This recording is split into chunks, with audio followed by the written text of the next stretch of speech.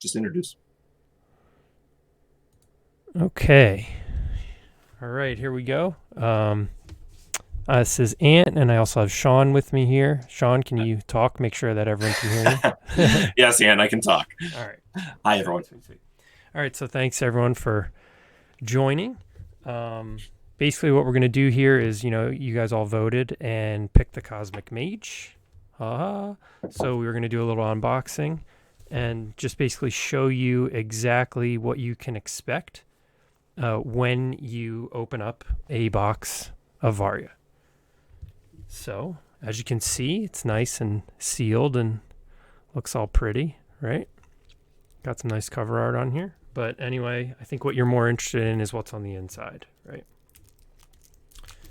So, one thing just to keep in mind on the back of the box, what we do have is really the two things that I think are the most helpful are a difficulty identifier. So, like if you're really new to the game or you're new to trading card games in general, some of our decks are more difficult than others. So you would want to try to stay on the lower end of the spectrum if this is something that's very new to you.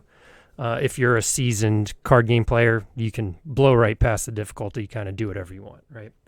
The other thing is every one of our decks has this QR code on it that takes you to our website in case you want to learn how to play the game. And there's a lot of information there that can kind of facilitate that so that you can pick it up pretty easily, right? But inside, oh man, you guys can't smell it, but it smells like brand new cards over here, and it's pretty nice. But anyway, so inside we got a couple things. We got this little guy here, little bifold that has the full art of the mage because one thing we were very fortunate with is to have some amazing artists and some amazing art. So we try to show that off as often as we possibly can. But inside we give you a deck list. Again, learn to play to make it super obvious. Like if you need to learn how to play the game, this is how you do it. And then on the back we have an ad because we got to make money somehow, right? But anyway, we're just kind of pointing out here's some other classes that might be interesting to you, right? But the reason we give you this deck list is because it's important. And the reason it's important is because one of our formats that we want to keep for competitive is playing out of the box. So one thing that's really important to us is to keep the costs down for the community. And so we want the barrier to entry to be super low. So like if you want to go to your local game store and play a game, we don't want you to have to spend $400 or $500 to have a competitive deck. The intent is that each one of these classes is balanced against each other so that all you have to do is just pick your class, show up, start playing, and you'll be on even playing field with everyone else involved. So anyway, inside what we have are action cards. These action cards make up the majority of your deck, or actually your entire deck, right? So these actions represent the things that you can do as a mage. We also have item cards. These items represent what you bring to the fight. So if you think about this from like an RPG perspective, right? Your character always has certain items on them at all times. These are the things that you always have access to. Our item cards function in a very similar way. They kind of help speak to your character, identify your character, and are things that you can always use. They're always in your hands. And the last kind of couple things we have here are some tokens, as well as some stacks. We can talk about those later. And then also a dice card. So one of the unique things about Varia is that our numbers are varied. That's where we get the name from. And we vary those numbers using a 6-sided die and a 4-sided die. So in an effort to give you everything that you possibly need in order to play the game, we included this little dice card in here. The intent is you can cut out and make your own dice if you happen to not have any, right? But you can just put With a little tape. with a little tape, yeah, whatever, some glue, spit, Scissors, nothing whatever, big. whatever you have on hand, right? So let's focus on the items first, right? Let's move this out of the way here. So Sean, if you want to pull up one of our items, what do you want to start with? We can do the scroll. Let's start with the edge, Cosmic Edge. Okay.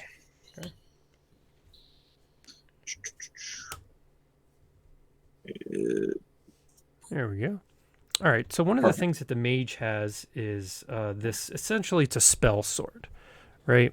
And the whole idea behind the mage is that we wanted to put you in the shoes of a character who is able to craft their own magic, kind of like a if you play, an RPG or like a D&D type of a game, the meta magic feats that allow you to really be creative and kind of take pieces of spells and mix them together to make your own attacks.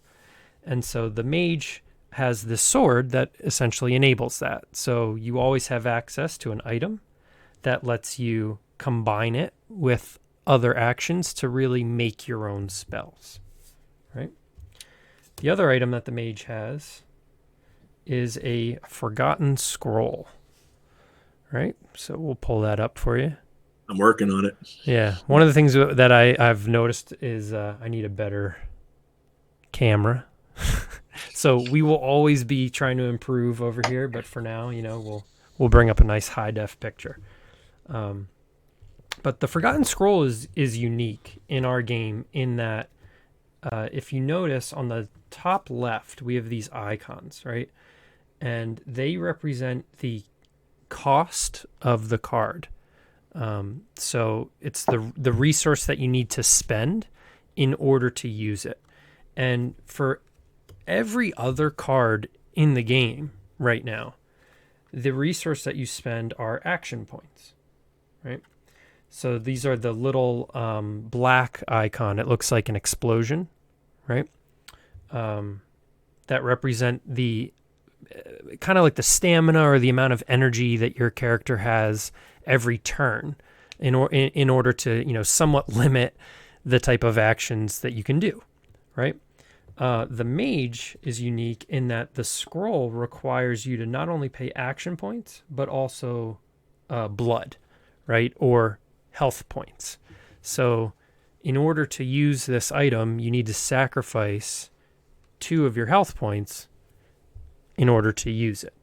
And then once you do use it, it's ruined, which means that you would turn it sideways or flip it over, whatever you want, just some way of indicating that you can no longer use the item. So it's kind of like a one and done type of a deal.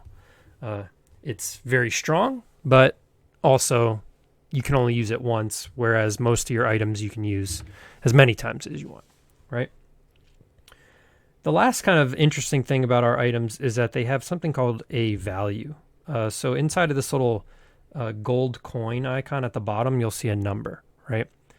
The way that we balance our items, since you start with them in play, is that every player arrives at the table with the same total value or less in items.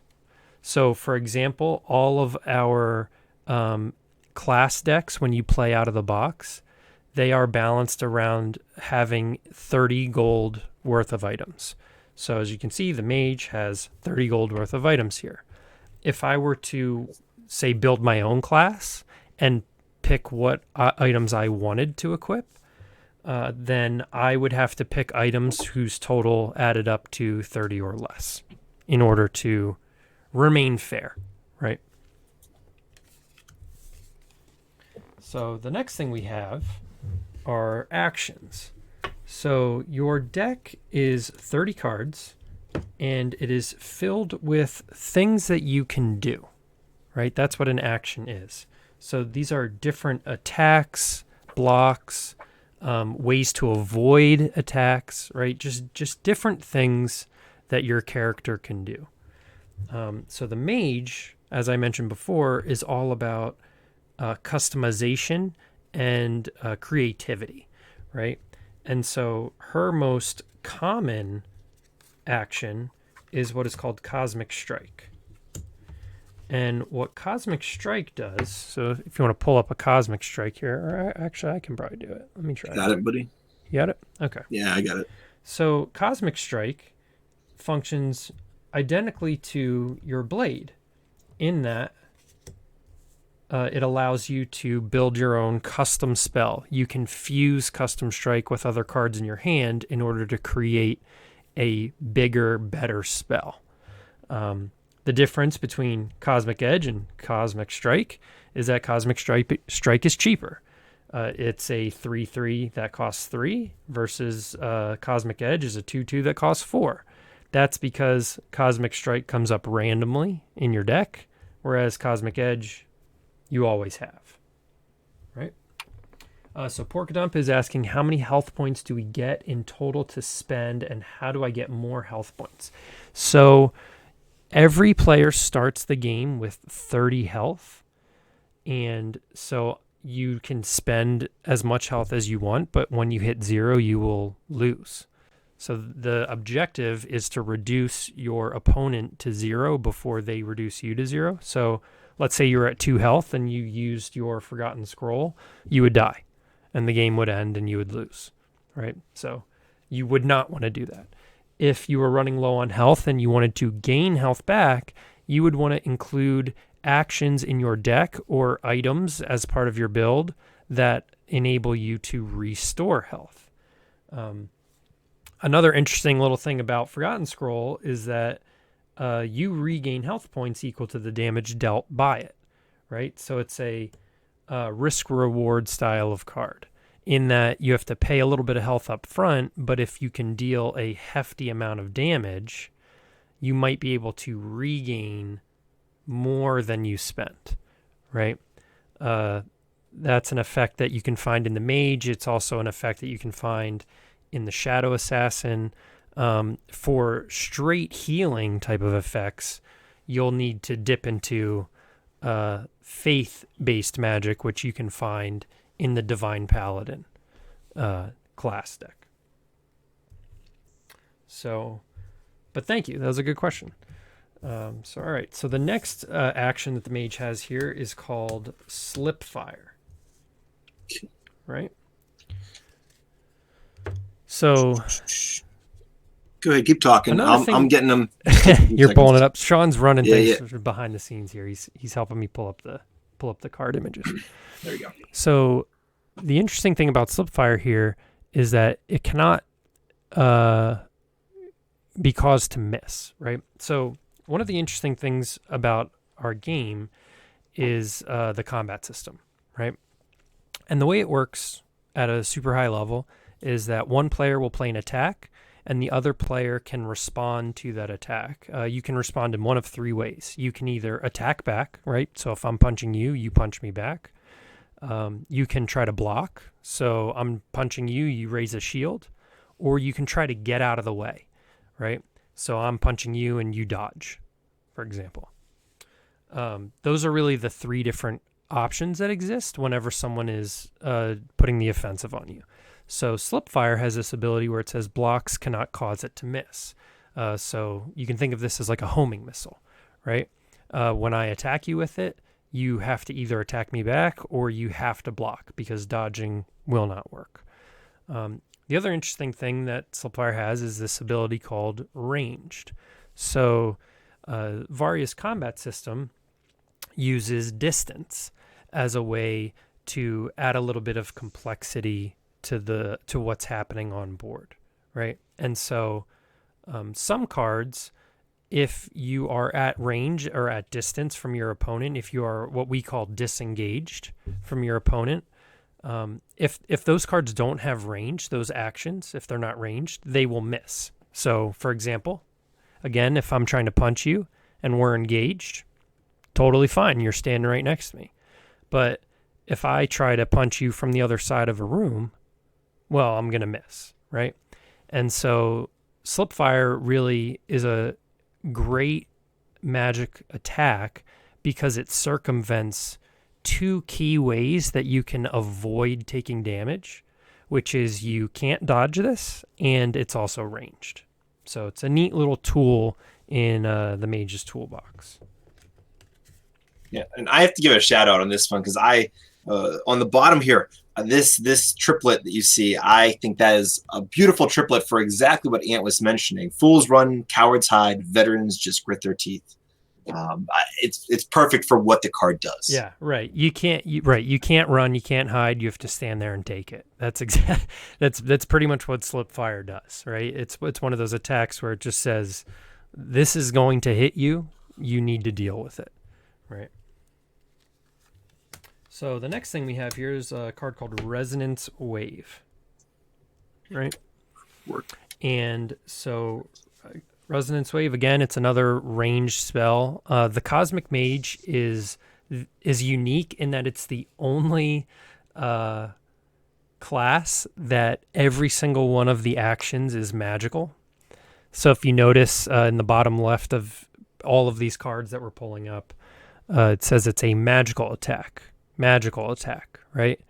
In a minute here, you're going to see some magical blocks, right? But what we also have are cards that are physical, right? Sean, why don't you just pull up a defend real quick? Just a generic one? Just generic defend. Right. Yeah. Just to give an example of a physical card. So this card that he's pulled up here is physical. And you can tell by the frame and also by the bottom left it says physical block, right?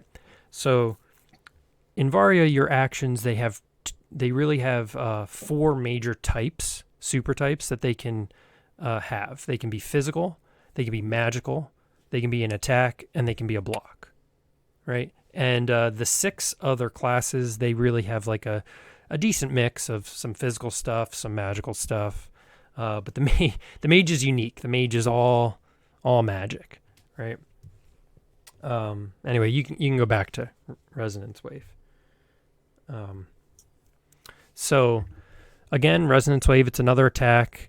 It's magic based. This one is a water, right? The Cosmic Mage has a lot of elemental things: fire, water, earth, wind, right? The interesting thing here is you'll notice it says there's a symbol with an hourglass in it. And the top of the hourglass is filled in. That means at start of moment. Without getting into it, really, this is a trigger.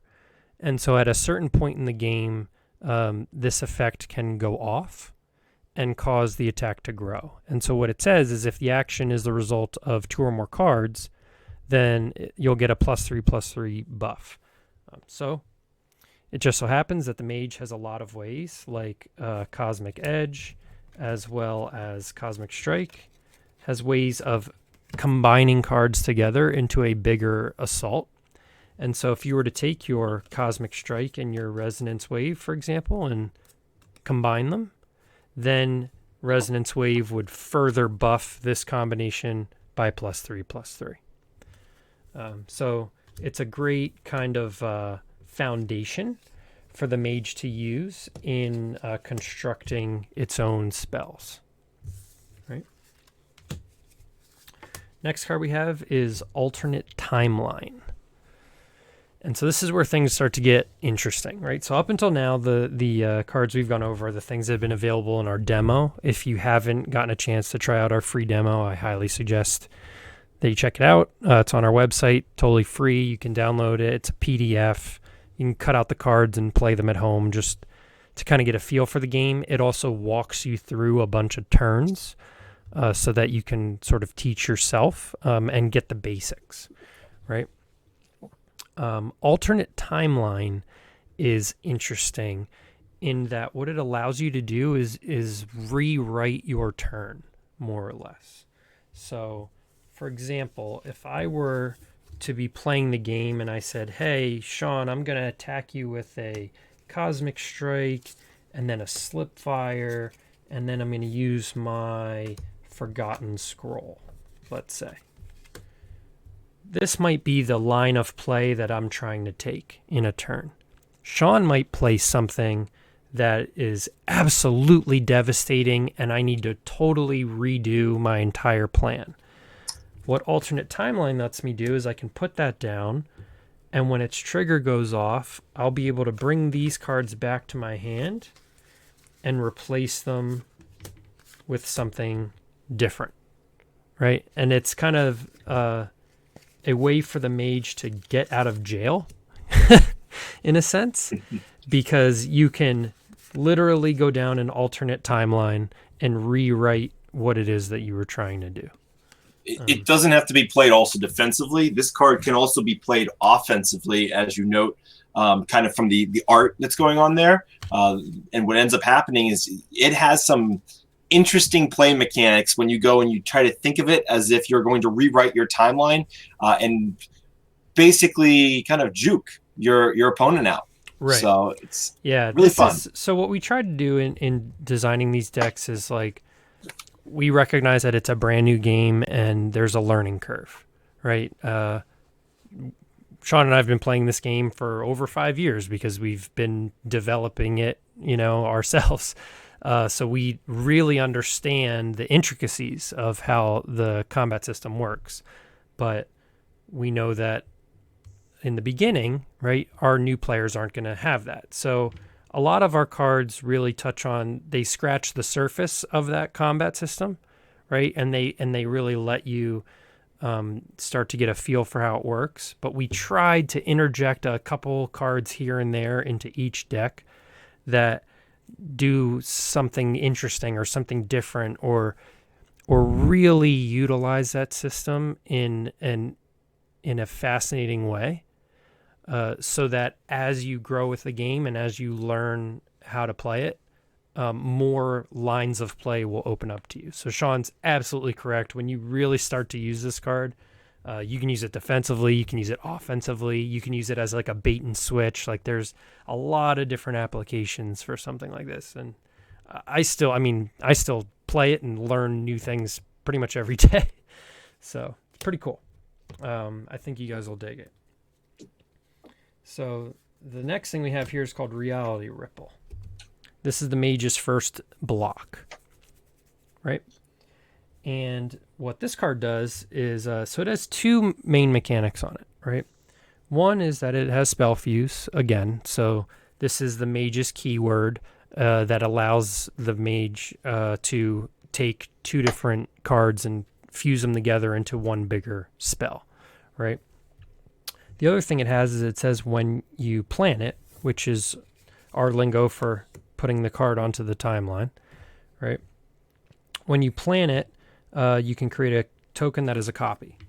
So that's what one of our token cards would be used for, right? And so the interesting wrinkle with this card is that if you were to play it by itself, you would just get a token copy of that card. But since Reality Ripple has Spell Fuse, it allows you to combine it in your hand with a different card.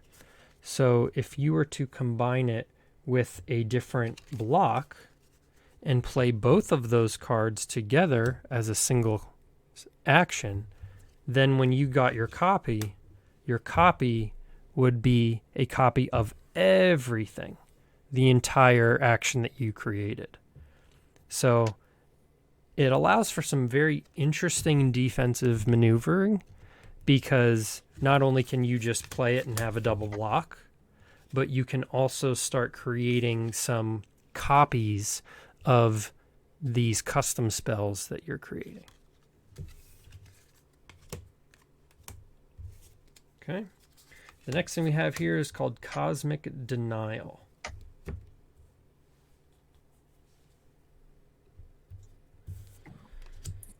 And so Cosmic Denial is kind of like a pressure release valve, if you will, right? It's essentially a way to answer any magic-based action that your opponent might have that's getting out of hand, right? And so it has this ability on it that says at the start of moment, you will disrupt your target's action if it's magical.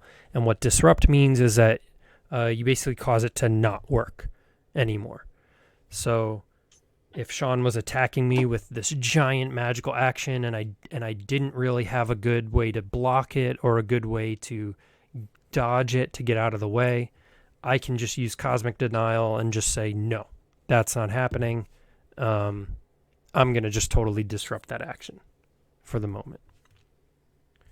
So this is a great card defensively, but it is equally powerful offensively, because what you can do is you can play an attack, and then if your opponent tries to block or dodge your attack with something that is magic based, you can disrupt it. And now you're attacking unopposed and able to deal a lot of damage, right? So it's one of those cards that can kind of create some great opportunities for offense, but you might also want to hold on to it in case you need to protect yourself, right? So the next thing we have here is Stasis. So Stasis is interesting, and it's also a mouthful, right? So Stasis has a base action point cost of 6, right? Every turn, each player has 10 total action points that they can spend. So you can only ever use Stasis once in a turn. You couldn't use it twice unless you somehow gained more than 10 action points, which is not easy to do, right? And if Cosmic Denial was sort of a get out of jail free card, Stasis definitely is. And so really what this card does is, for the moment that it is played, your health cannot change. You cannot draw, discard, or forget cards. Cards you own in play, in your hand, in your discard pile, in your forgotten pile, and in your deck cannot be interacted with. You cannot gain or lose stacks, and stacks applied to you or items that you have equipped cannot be interacted with and do not resolve. So essentially, this long laundry list of text basically says you remove yourself entirely from the fight for one moment and cannot be interacted with. This card was inspired by a mechanic in Heroes of the Storm, if any of you have ever played that, called Ice Block, where you basically just make your character totally immune for like a hot second. And for that little chunk of time, nothing can interact with you, but you also cannot move or interact with the board in any way, right? You're kind of just frozen in time. And our Cosmic Mage has this running theme of the cosmos and time, and so it felt appropriate that she has the ability to just kind of remove herself from existence for a second in order to dodge anything that might otherwise just completely kill her.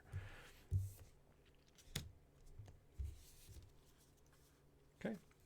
And then we have Continuum Blade. So Continuum Blade has 7 symbols on the bottom right here, 7 intellect symbols. These are attribute symbols, and if you noticed on like a lot of our other cards, they had 6 or 5 or 3 or something like that, right? Really what these symbols are used for is in deck building. It's our way of limiting what you can and cannot put in your deck when you're trying to make a custom class. So if you've noticed, like all of these cards have action points as their cost. These action points have no color. They have no affiliation whatsoever, right? They're just action points. And every class uses action points.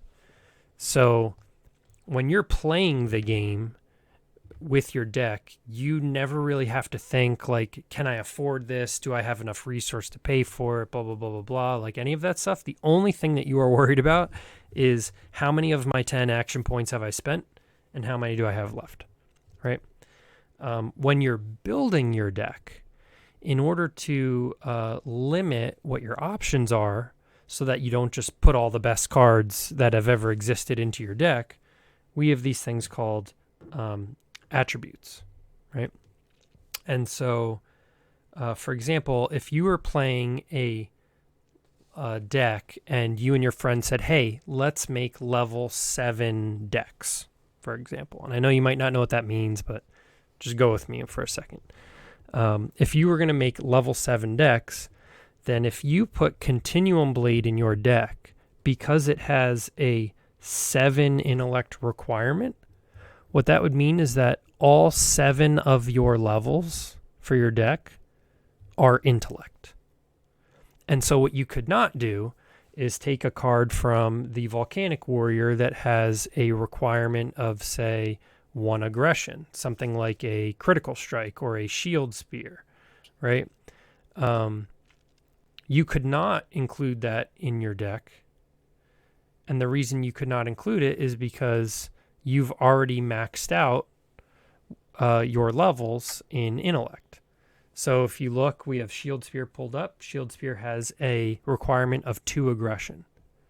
If you were to put that in your deck along with Continuum Blade, then your deck would be considered level 9 because you would have 7 intellect and 2 aggression. Now, Stasis, right, as a card, that had a requirement of 6 intellect.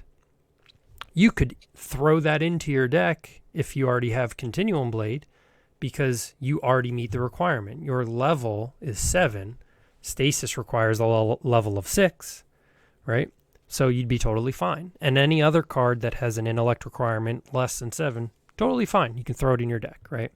The only thing that really matters is what your maximum is, right? And so each of these class decks is meant to be a level 7, right? And each deck has gone full out into one attribute. So the Cosmic Mage is fully devoted to intellect. The Volcanic Warrior is fully devoted to aggression. The Divine Paladin is fully devoted to faith, right? But they're there so that if you do want to make that custom class, maybe you want to do 4 intellect, 3 aggression, you can do that, right? It's a way of keeping things balanced so that your custom classes don't just become ridiculous compared to, someone else's deck, right? Anyway, back to the card itself. Continuum Blade, right? The thing that makes this card so special is that normally when players are planning out their turn, right, one player would start and they would say, okay, I'm going to attack you with these 3 cards. And what they would be doing is they would essentially be saying, for the turn, there are 3 moments where you, the opposing player, are allowed to play something. So normally, if I'm the opposing player, I'm only allowed to play things, here, here, and here. I could not play an additional card over here in a 4th moment because that moment wasn't created. Here, let me slide this down so you can see. That moment does not exist, right? Because I'm the defending player and I can only respond in the 3 moments that were created, right? What Continuum Blade does that is different is that not only am I allowed to play this card out of time and create a new moment, but I can also play it anywhere that I want and create moments in between things that my opponent is trying to do, right? So the flavor of this card is that you are literally cutting through time to essentially create an opening for yourself where you can attack your opponent, right? The Cosmic Mage is all about space and time. Her space-based actions are all about, taking 2 cards and fusing them together, creating this big giant spell, right?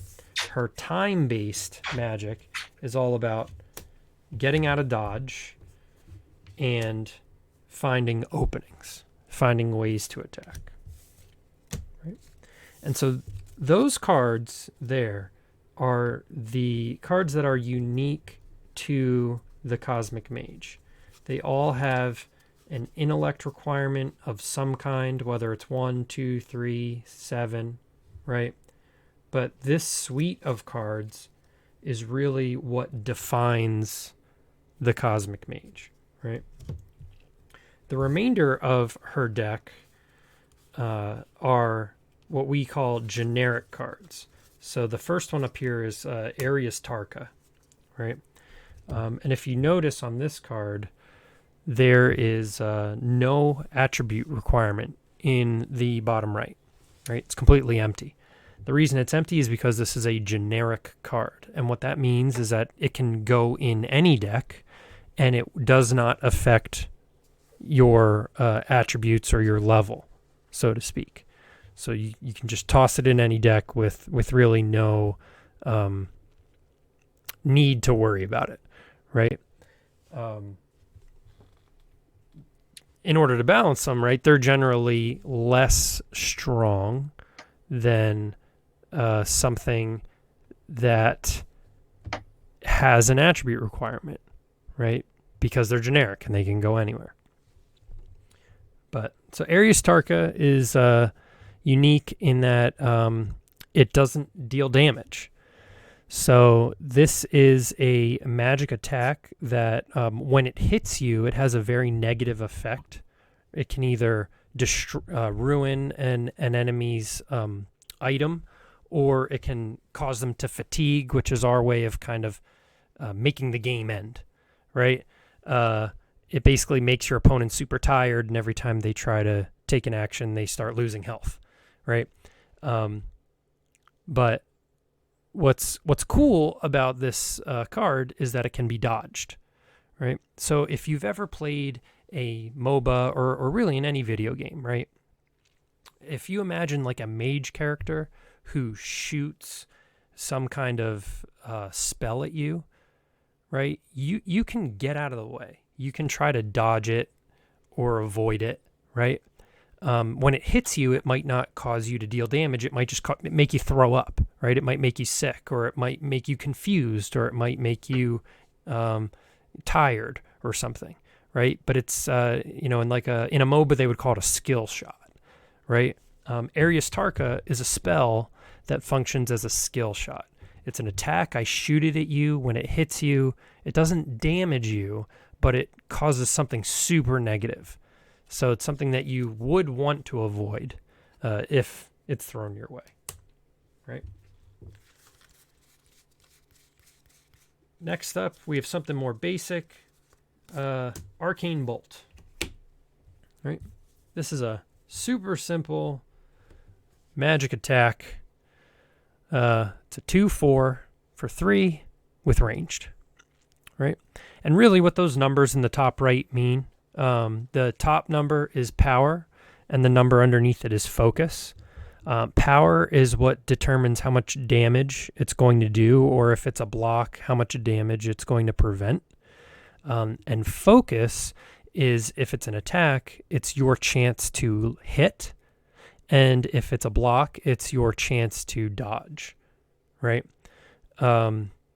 So really, Arcane Bolt is a 2/4, which means that it deals a little bit less damage, but it has a higher chance of hitting, right? So it's a little magic shot that you can shoot at your enemy and hopefully chunk off a couple points of health.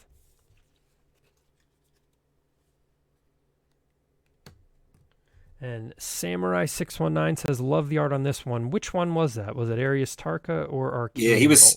Bolt? He or she spoke specifically about the Arius Tarka. Oh, Arius Tarka? Yeah, I was about to respond in chat to him or her. Yeah. But I just didn't want to mess up the mojo, the flow we're going with here. So yeah, no problem. Interrupt me as much as you want. Arius Tarka is sweet.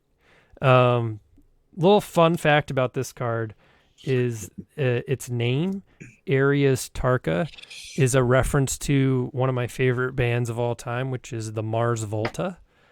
They have a song called Area Tarka, and so this name is a little nod to that. So, see, this is the kind of quality info that you can learn on a Guildhouse Games. I would love to just deep delve the art on one of these sometime. There's so much samurai that you can go through in art also. It's beautiful. Yeah, we should do that. So that's something that we could definitely, if you guys would be interested in that, we could totally have a stream where we just rifle through we'll just make the entire screen art, just the full art, and we can talk about the art, the artists. We can showcase the images, talk about why they were commissioned the way they were, what we were thinking, what little hidden details are, stuff like that. So, anyway, next one, Sublimate. Right? So this is a magic block. Right? And again, this is like a, pretty straightforward kind of generic thing we got going on. Whereas Arcane Bolt was my basic magic shot, Sublimate is my basic magic dodge. Right? Or block. The interesting thing about Sublimate is it's both, right? Most defensive cards, most blocks, they usually hedge one way or the other, where they have a super high power and a super low focus. So earlier Sean was showing off defend. Defend is like I'm raising a shield, right? So it has a high power of 6, but its focus is 0. So it kind of is you standing there absorbing the blow. Other cards we have are flavored to be a dodge. So something like, Sean, can you pull up combat reflexes? Sure thing. Reflexes. What is it? There we go. All right, so combat reflexes, if you notice, its power is 0, but it has a really high focus of 5, which means it would be very difficult to hit you, right? A lot of our blocks are flavored one way or the other. You're either standing there and absorbing it, or you're trying to get out of the way. Sublimate, right, is both. It's an even 4/4 for 3, so you're giving yourself the chance to get out of the way, but you're also protecting yourself in the event that you do get hit, right? And while we're on the topic of fun facts and cool art, another interesting little tidbit is that Sublimate and Arcane Bolt, when you put them together, they actually create a single image. So these were commissioned. Oh, let me move this. I'm still getting the hang of this camera. There you go. There we go. So these two were commissioned very much with the intent that they be played against each other. So if someone is targeting you with an Arcane Bolt, it's a good idea to Sublimate, right? Okay. Next up, we have Arcane Blast. Okay. So Arcane Blast is interesting in that, so this is another ranged attack, right? It does two really different things. One is that it takes 2 moments to plan and only occupies the second of the 2. Really what this means is it's slow, but hits twice as hard. So normally when you're playing, let's say you were going to do some Arcane Bolts, you could do a shot and a shot, right? If you wanted to play an Arcane Blast, so again, if you notice, this costs 3, this costs 3, 2, 2, 2, 2, right? Or sorry, 2, 4, 2, 4. An Arcane Blast costs 4, but when you plan it, instead of playing it right here, right away, what would happen is it would get pushed to the next moment. You could not plan anything here, right? But the trade-off is that this costs 4, but it deals 8. So it's an 8-4 instead of a 2-4, right? It's still ranged. And then in addition, when you hit your opponent, you push them away from you. They are forced to disengage away from you. So it's a risk-reward style of attack where you really wind up, but then you unleash this like giant blast of energy. And just if I can jump in there real quick. Yep. One thing that Ant's showing on the screen here is on the moments how they cast, like they go down the timeline. One of the things is that he's showing it from left to right, left being the first moment in the timeline. And then as you go to the right, that extends into the timeline. You don't have to play it that direction. That's the direction we're showing it today. But that's up to you on how you want the direction to go. If you read left to right or you read right to left, again, up to the player. But for today, for this stream, left to right. Yep. Okay. So the next one is Brace Yourself.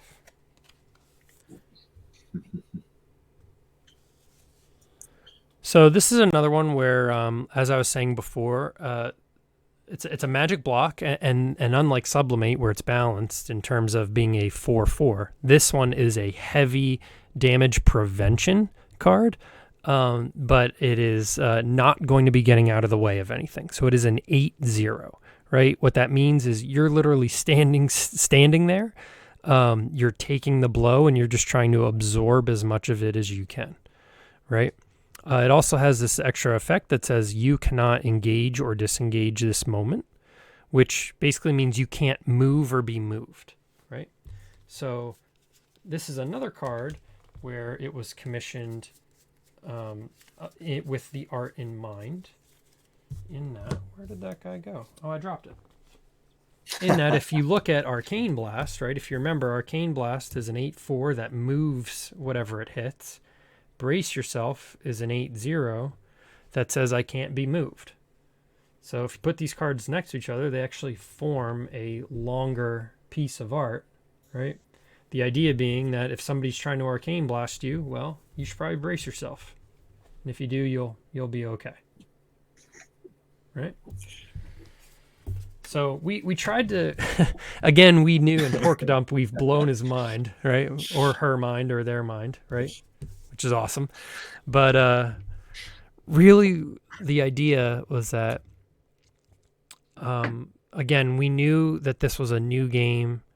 It's a new approach to a card game. It plays very differently from, say a Yu-Gi-Oh! Or a Magic or a Hearthstone. Like, you're not summoning monsters at all. Like, you, the person, are doing everything yourself, right? And that's weird. It's in a good way. It's different, right? It's something new for the genre, but there's a learning curve there. And as a way to help you get used to this new style of playing, what we tried to do is hint to you through the art, hey man, like, or girl or whomever, like, your opponent is playing this card and your art just so happens to form a perfect picture. Like, maybe you should play this card. It might be a good idea. So if you ever catch those things, it's us, the designers, hinting at you that it might be a good idea to try playing that card. Right? You don't have to, but we're subtle. Right.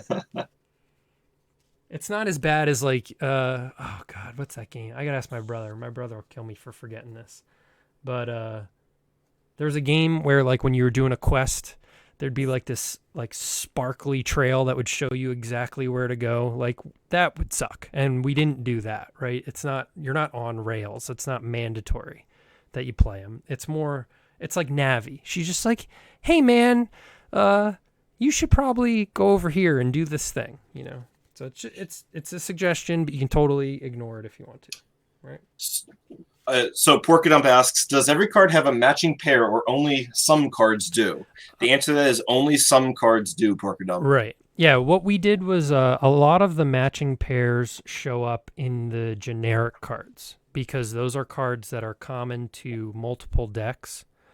So your chances of actually matching up those artworks are higher when you're playing against somebody else, right? It wouldn't have made a lot of sense to have like two matching artworks that are only in the Cosmic Mage, because then if you never play another Cosmic Mage, like, you're never going to notice it, right? So we tried to keep it to the generic cards as much as we could, as a way to kind of help you a little bit. So this is actually I'm glad that chat's into the art, because this was a good deck. Then we got a couple more paired artworks coming up. So the next card we have is Windshank, right? And so Windshank is another pretty straightforward card. It's just a 0/0 magic attack for 2. So quick little magical dagger, right? One thing we really haven't talked about yet, and I'm not going to go into crazy detail because I'll be here all night. But some of our cards have this ability called Fast. And if you really think about it, the more or less the way that this game plays out is that you create an initial plan. So you might say, hey, I'm going to do Cosmic Strike, and then I'm going to do a couple Slip Fires, right? Then you'll tell your opponent, go. This is what I'm going to do. You tell me what you're going to do, right? Your opponent is going to lay down some cards. So they might say, oh, I'm going to do, an Arcane Bolt, Sublimate, right? What's going to happen is play is going to come back to you, and you're going to get the opportunity to change up your initial plan. But rather than, the Cosmic Mage's alternate timeline, which lets you like totally redo your basically everything that you've played out, right? Cards with Fast that let you alter a single play slightly. So you could play Windshank with your Cosmic Strike together as a combo to sort of make your Cosmic Strike better, right? Or you could play your Wind Strike as a replacement for your Slipfire, because maybe they played something that Slipfire just isn't good against, right? And so fast cards are a way to kind of alter your plan a little bit before you resolve everything. So I like to use MMA a lot as analogies, right, for this game, because it is very much a fighting game. And so you can think of fast cards as like, if your plan going in is, all right, I'm going to do, left jab, right hook. That's what I'm going to do when I get close to this guy or girl.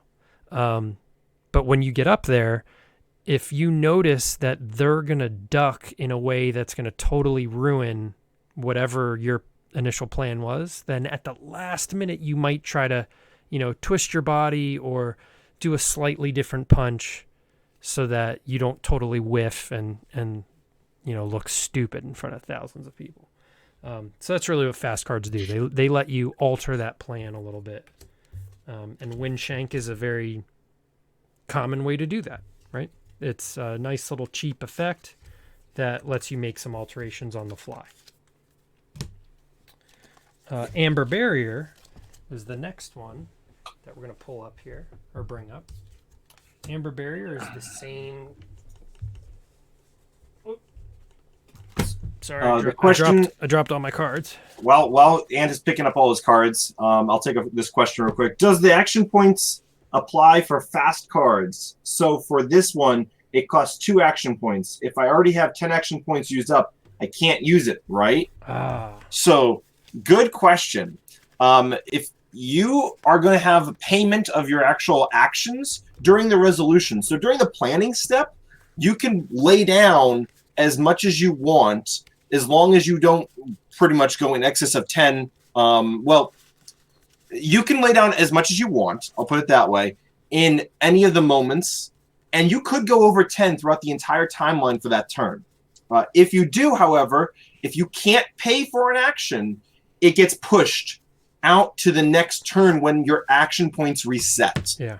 So if we go back to the example that we did before, so here I played out cards. These totaled 10, right? 3, 6, and 4. So that's 10. If I were to take that Windshank, where did it go?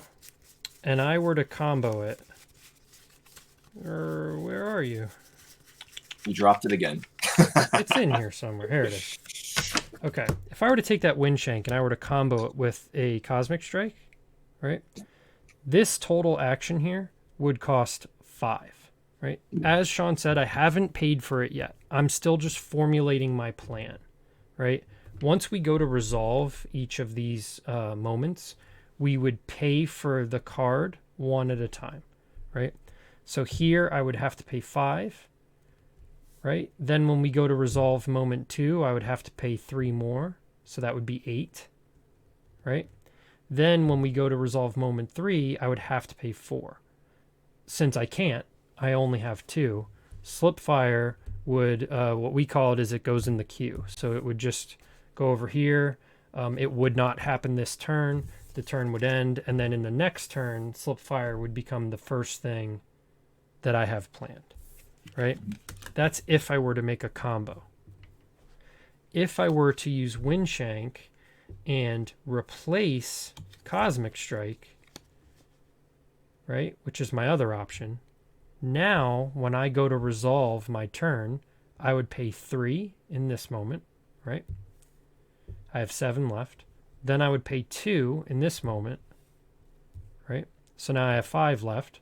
And then I would pay 4 in this moment. And I would be able to perform all 3 of these actions, right?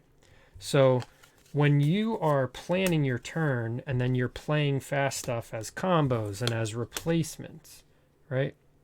You can do all of that stuff before you pay for anything. It's not until you go to resolve what you've planned that you actually have to start paying for stuff. But that's a good question. Great question. Yeah, and it's actually there's some advanced mechanics around that entire theme, and I don't want to delve down into them. That's why I caught myself earlier, and we can talk about those at another time. But for right now, let's stick to this. Right. Yeah, there's a lot of advanced lines of play where, like, for example, I could say, all right, I'm going to Cosmic Strike, Slipfire, and that costs 10. And then I could say, oh, I'm going to Windshank, so now I'm at 12. But then I'm going to replace my Slipfire with a Amber Barrier, which costs 2, and now I'm back to 10, right? But I've changed up what it is that I was trying to do. So Samurai 619 asks, are there cards that allow you to extend beyond 10, say as a cost to life points? There are cards, and one of the cards that we went over earlier was the scroll, that the equipment that the mage has. However, there are also other cards out there that allow you to go and circumvent or add on to the amount of action points that you'll have available to you at a turn. The mage doesn't realistically have access to those in this class. The mage does have access to the blood payment over here. But hey, no spoilers. Put that away. But yes, there are cards. Ant is spoiling what deck has the most of that, Samurai. So one of our other classes does have the ability to go beyond 10.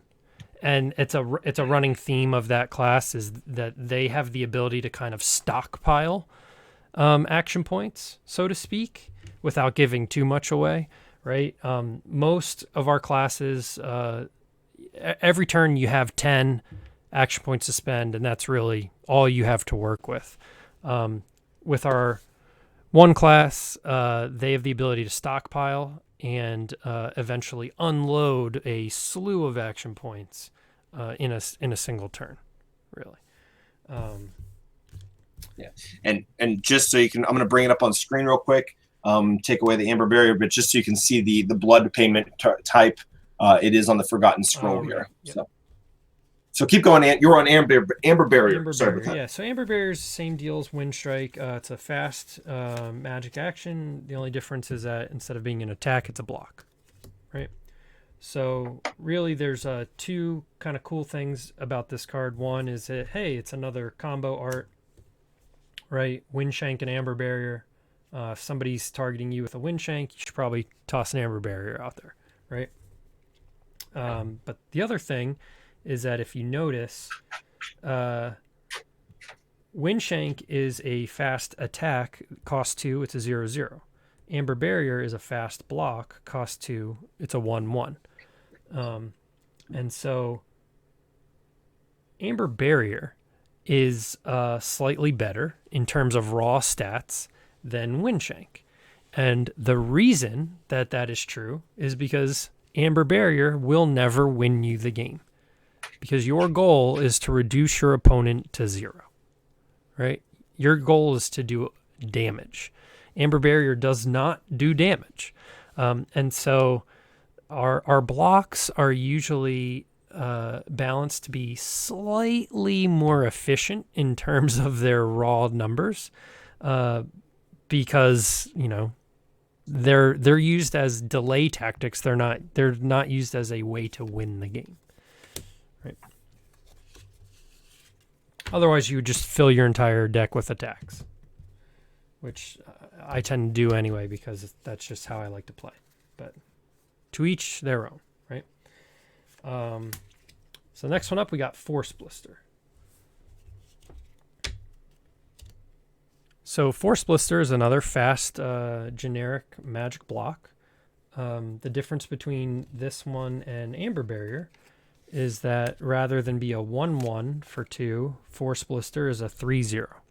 So rather than being somewhat balanced and being able to be used in multiple scenarios, Force Blister really only helps you if you're trying to prevent damage, not if you're trying to get out of the way of something, right? Because it's a 3/0.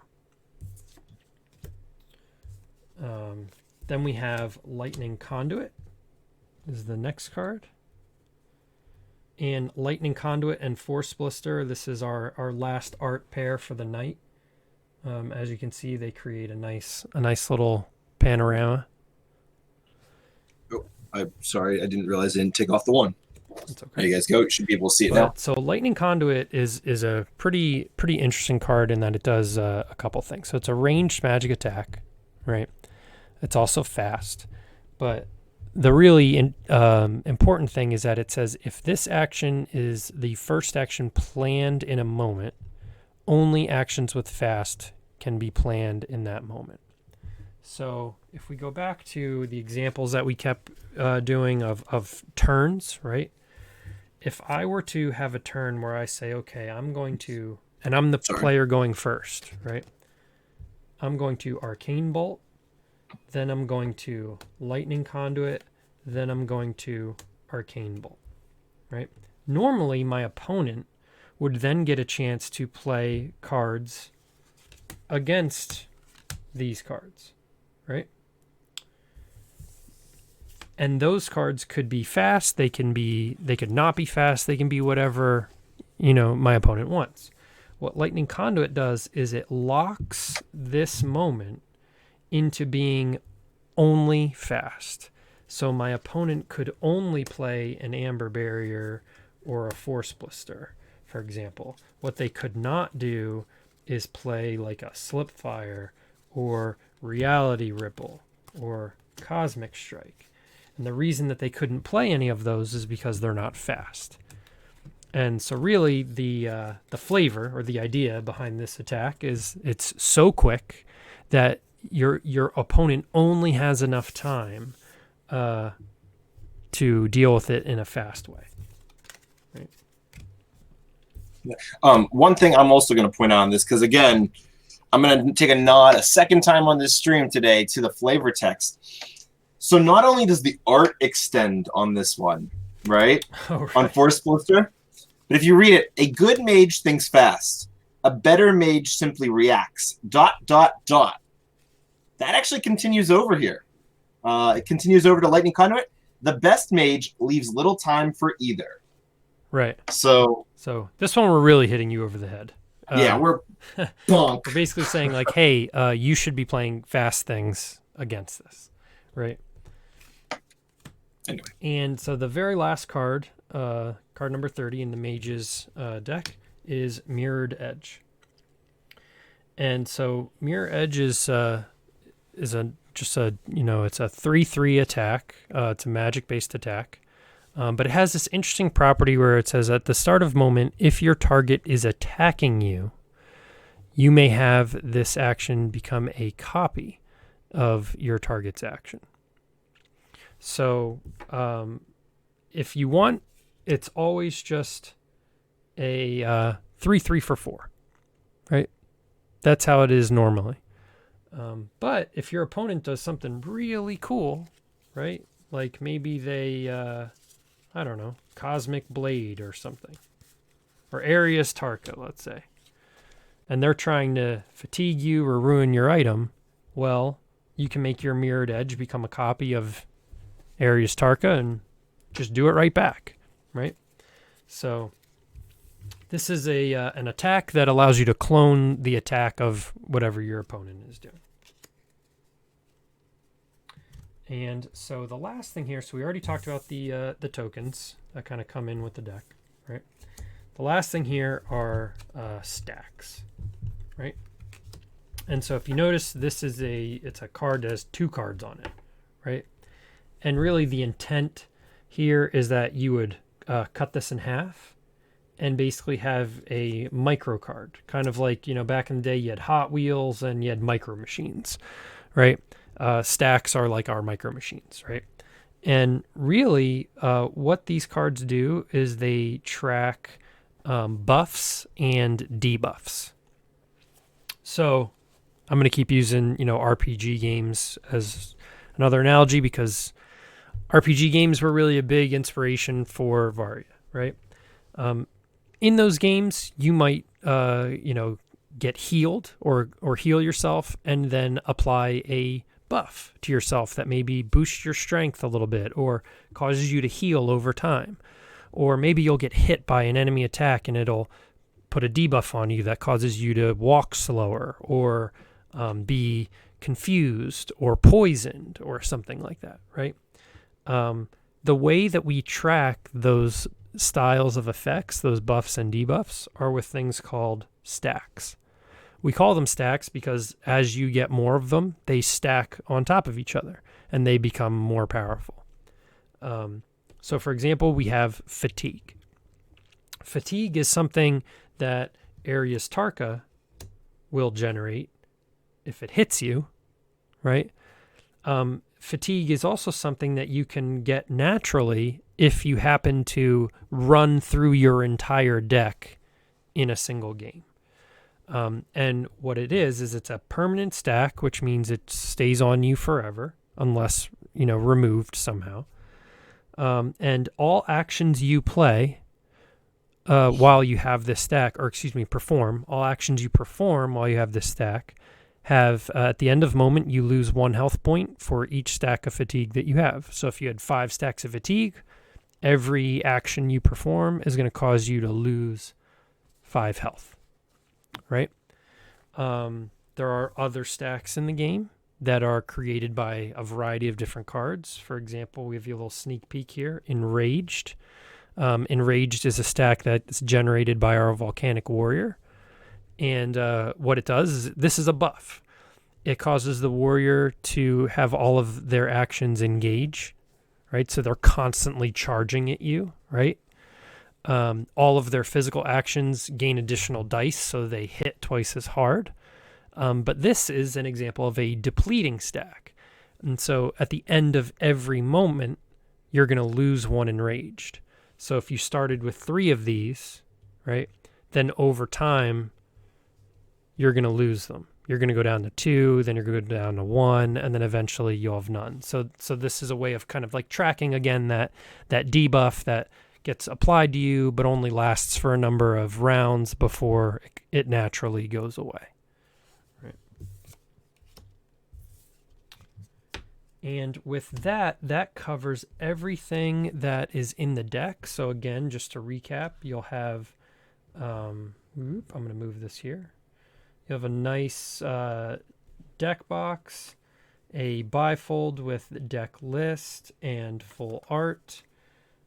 You'll have your full deck of 30 actions.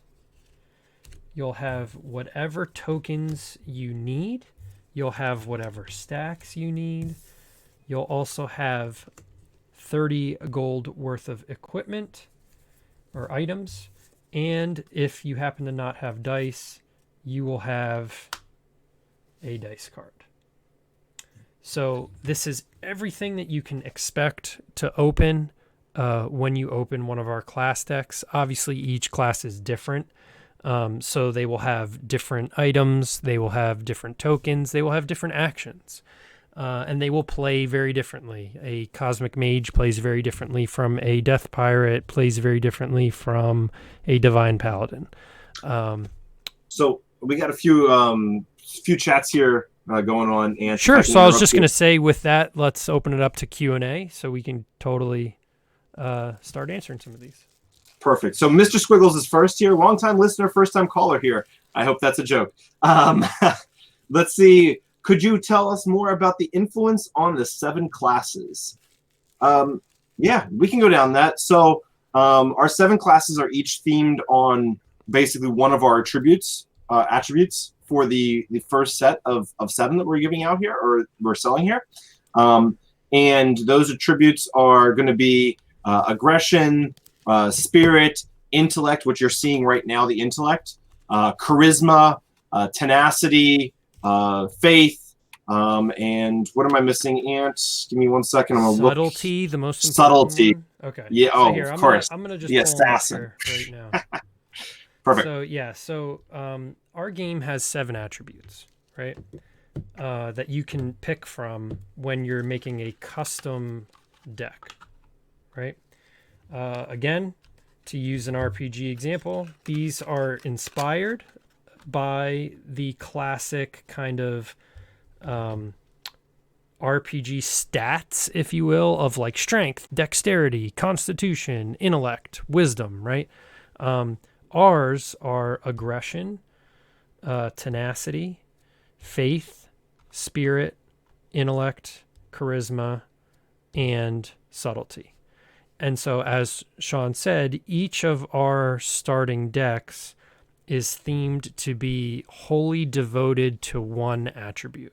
So we just went over the Cosmic Mage. The Cosmic Mage is pure intellect. The Shadow Assassin is pure subtlety, right? The Sixth Blade, pure tenacity. So when you are opening these decks and when you're looking at one of your classes, their cards are going to be themed around one of those 7 things. And so that's really where the initial kind of influence for each of these class decks came from, is we were trying to answer the question of what would a pure aggression deck be like? And the answer was, well, a warrior who summons the elemental force of a volcano. Like, that sounds pretty aggressive, right? What is a pure intellect class? Well, how about a mage who can control space and time and is able to have so much knowledge of the way that magic works that they can actually craft their own spells, right? Yeah, or what about like a really subtle, sneaky guy? What do you envision for that? And for that, we went down the route of, you see here, you have like this greenish colored 4-armed. You see 2 extra arms holding a skull with a dagger and a cloak around his face, and like that we extended out and we tried to take it to the maximum that we could on whatever we could think of for the attribute that we were looking at. Right. Next question we got here. What kind of class deck do you recommend for beginners? Awesome. So this goes back to our So I'm going to flip them on the over, back Sean, of each... while you answer this. Pardon? I'm going to flip these over while you answer this. Okay, perfect. So this goes back to at the beginning of this stream, Ant was talking about essentially the layout of each of our deck boxes. And the one thing you want to look for is on the bottom left of the deck box, you can kind of see it's a difficulty rating. And it's between 1 and 5. 1 is going to be your easiest. 5 is going to be your hardest. So between those 2, everything else is going to fall. For the answer for what we have today, it would be the warrior is going to be your 1. Oh, can't see it. It's not going to fit on the screen. Okay, here, I'll do it this way. Good question, though. So yeah, for beginners, we recommend, obviously, if you're looking for an easy pick-it-up deck, the in-your-face aggression deck from the warrior is very much a beginner's learning curve. And then a little bit more complicated, but equally as easy to grasp initially, would be the Divine Paladin at a 2. Cosmic Mage, Death Pirate, and Shadow Assassin all sit at a 3, so there are kind of intermediate difficulty decks. Tenacity and Spirit, they sit at a 4 and a 5, and they play with a little bit more advanced themes. They make you think outside the box a little bit, and you need to have a better grasp of the combat system in order to really use them efficiently. And so they're in our sort of advanced bucket. So we have beginner, we have intermediate, and advanced as our three kind of chunks, so to speak.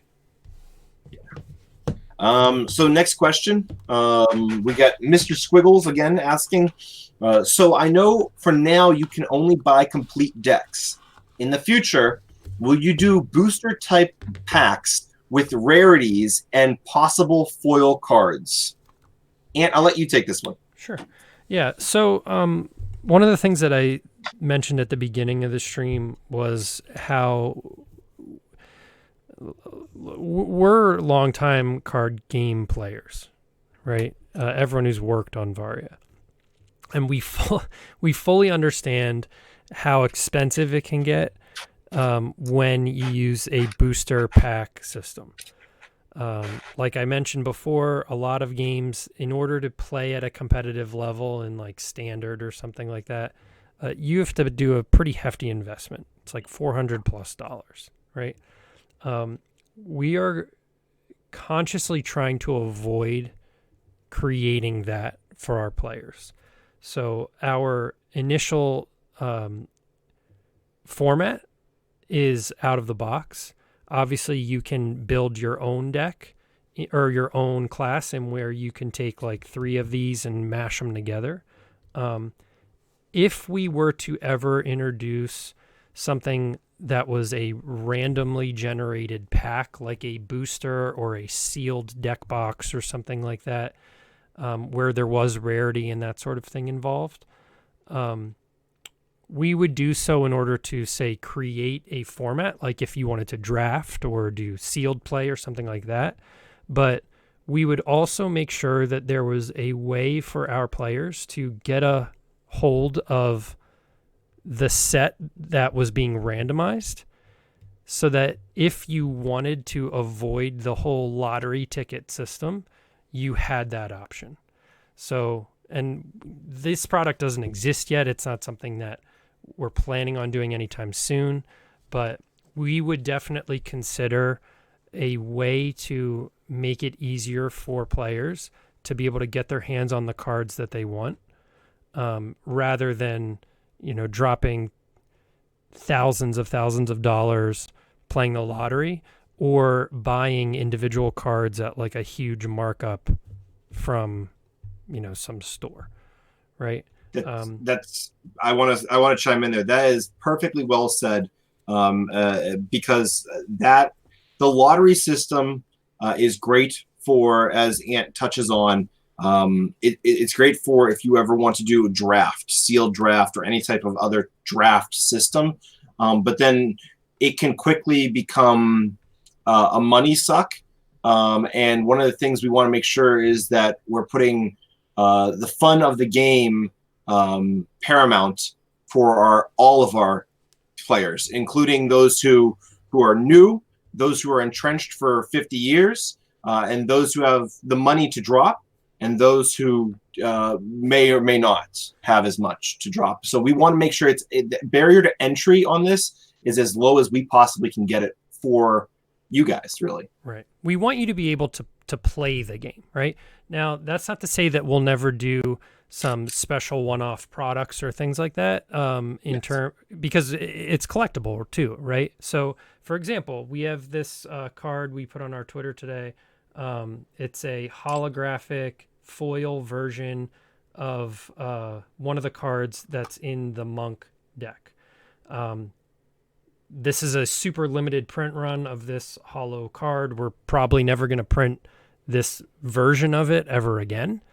And so its collectability will be high. But in order to get this card and play it, all you have to do is get the Monk.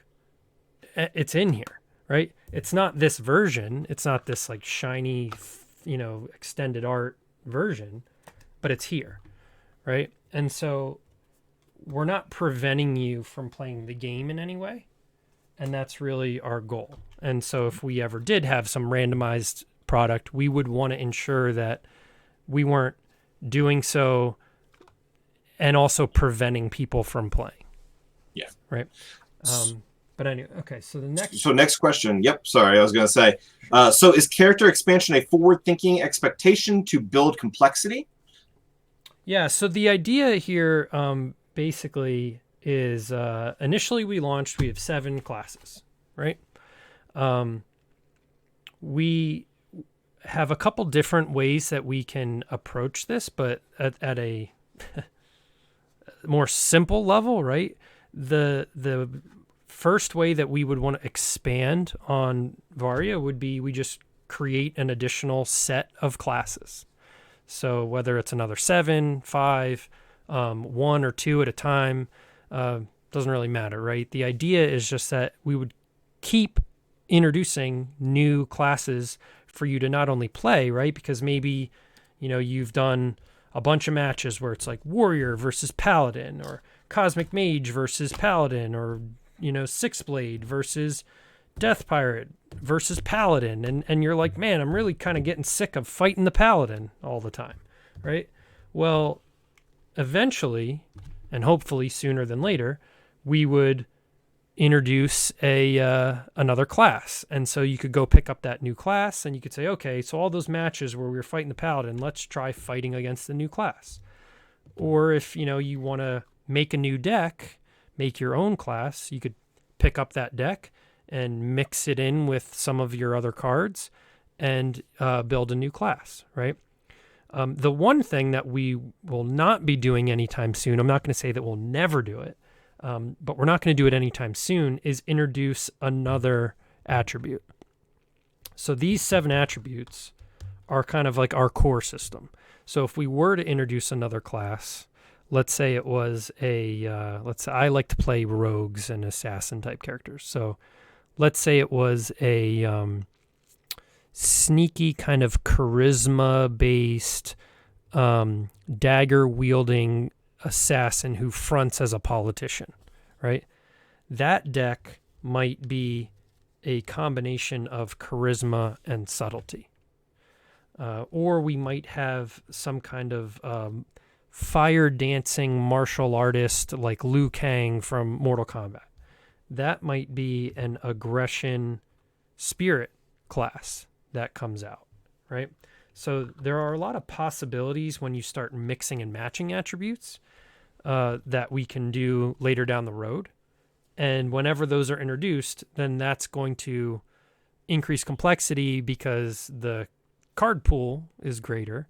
But it'll also increase complexity because when you go to pilot, let's say your favorite class is the Six Blade, and every time you go to your local store, you play the Six Blade. You're going to eventually learn how to fight your other 6 opponents. But as soon as a 7th style of deck shows up, well, now you have to learn how to fight that new deck, right? So it'll also introduce some complexity and some changes in that it gives you a new opponent to fight, And if I can also piggyback on this for complexity. So as you go and develop your own decks, right? Because you can substitute and make your own deck completely from a hodgepodge of all the different decks. But we are very cognizant of that as we go down deck building process. And for example, in this, there is cross-pollination that happens on card types as well. So things like the Divine Paladin and the Mystic Monk may have I don't want to tip too much of my hat or our hat into what is inside them, but you might see that Angelic could potentially be in both of those decks, and that allows you then to cross-pollinate from one attribute to the other by still getting buffs if a card is looking for that type of expectation. Right. So there is the ability to go down those roads, attribute-wise, card type-wise, as well as basically expanding into the different of these 7 classes, different character classes. So if there aren't any more questions, I think we'd probably wrap up here, guys. Thank you very much for joining us. And we hope to see you soon in person so that we can start slinging these cards and beat the crap out of each other. Yep. Thank you. Appreciate it. And as always, if you have further questions, definitely check us out online. You can go to our website, guildhousegames.com, llc.com. Varia right now is it's up for pre-order, and so you can pick it up there. You can also get in contact with us on Twitter, Instagram. So if you ever have any questions, feel free to reach out. All right. Thanks, guys. See ya.